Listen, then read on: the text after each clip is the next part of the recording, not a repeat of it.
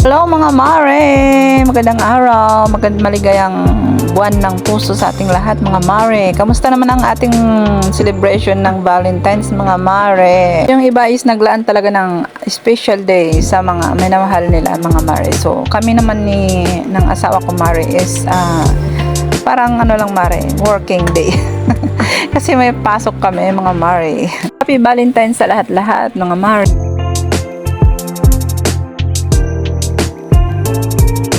Ay, ang sweet naman. Tamang ano lang yan kami mga mare. Tamang WW. Holding hands while walking mga mare.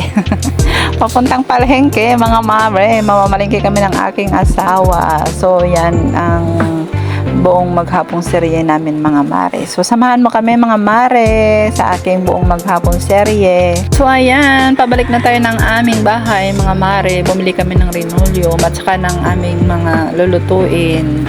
So nagdala ko ng ikubag lagi mare sa pagmamalingke kasi bawal na sa amin yung plastic na may basta sando plastic, bawal na, puro plastic labo na yung gamit sa palengke. So mahihirapan kapag di ka magdala ng eco bag. Kahit sa bagpak ko mare, lagi ako may eco bag kasi lagi ako nadaan sa sandigan pagbaba ko pag uwi. Dumadaan ako ng mga gulay-gulay. So ayan mga mare, magdidinding tayo ngayon sa araw na ito.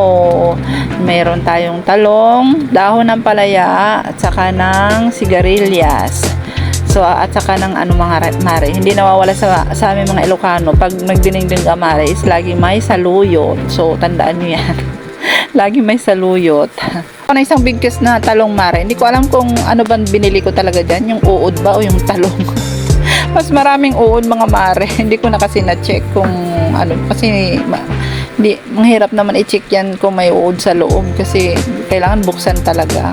Habang hinihimay ko yung gulay dyan mare is napiprito na rin ako ng pansahog. Kunting isda lang mga mare. So ayan. Magluluto na tayo mare. Huhugasan natin mabuti ang ating mga gulay mare kasi syempre di ba naka-display yan sa palengke. Saka hindi natin alam kung sino-sino mga humawak dyan.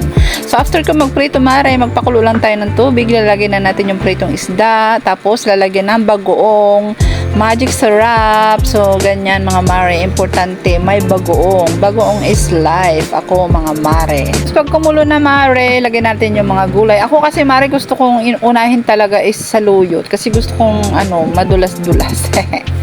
So ayan, after ng saluyot, ilalagay na rin natin yung mga ibang gulay natin, sitaw, talong, at saka ng sigarilyas, at saka ng panghuli na yung mga mare, dahon ng ampalaya kasi madaling maluto yan, saka mapait pag magtagal sa dinengdeng. So may leftover kaming mare, pansit bato, kaya ininit ko na din. So sigurado mare, hindi papansinin ng mga anak ko yung gulay na yan kasi may dahon ng palaya. Kunti lang kakainin nila dyan. Mas pipiliin pa nila yung ininit kong pansit bato mare. So ayan mare, after nating kumain mare is paglalagay na tayo ng linoleum sa aming bahay. No budget pa mare para sa tang tiles.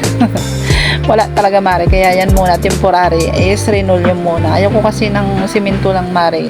Yung nakaraan mare is bago pa yung linoleum namin, bali nasira kasi ginagawa namin yung kwarto namin dyan sa baba, nagbaklas. So galit na galit ako noon sa asawa ko kasi yung linoleum di man lang tinanggal ng maayos. So ayun, nagkanda punit-punit at saka mas nasira na talaga, kaya pinalitan yan, bala ko palitan. So ayan na, nakabili na talaga ako mare, nakagkaroon na ako ng budget ng bahay namin mare. Yung washing na yan is ito na pala maring Joby, yung washing na sabi kong ibibidyohan ko para ipakita sa'yo kung gusto mo.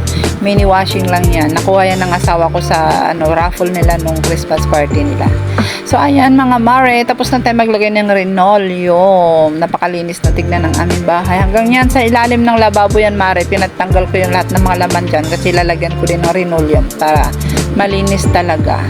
So kinahaponan mga mare, after 38 years magluluto na naman tayo ng hapunan. So ang lulutuin naman natin ay kalabasa with pechay na may sahog na kunting manok mga mare. So ayan, gisa-gisa lang tayo mare, sibuyas, bawang at saka ng kamatis, tapos ng sahog, tapos kunting tubig, pakuluan, tapos lagay na yung kalabasa, saka ng pechay. So napakasustansya yan mare, napakamura lang ng halaga niyan mare. So Pasok sa budget nyo yan, Mare, kung gusto nyang ganyan alutuin nyo. Magkano lang ang tali ng pechay? 20. Bali, dalawang tali ng pechay, tapos ng 20 pesos na kalabasa, kunting sahog. So, yun talaga, swak na swak sa budget nyo na yan. At saka masustansya ba.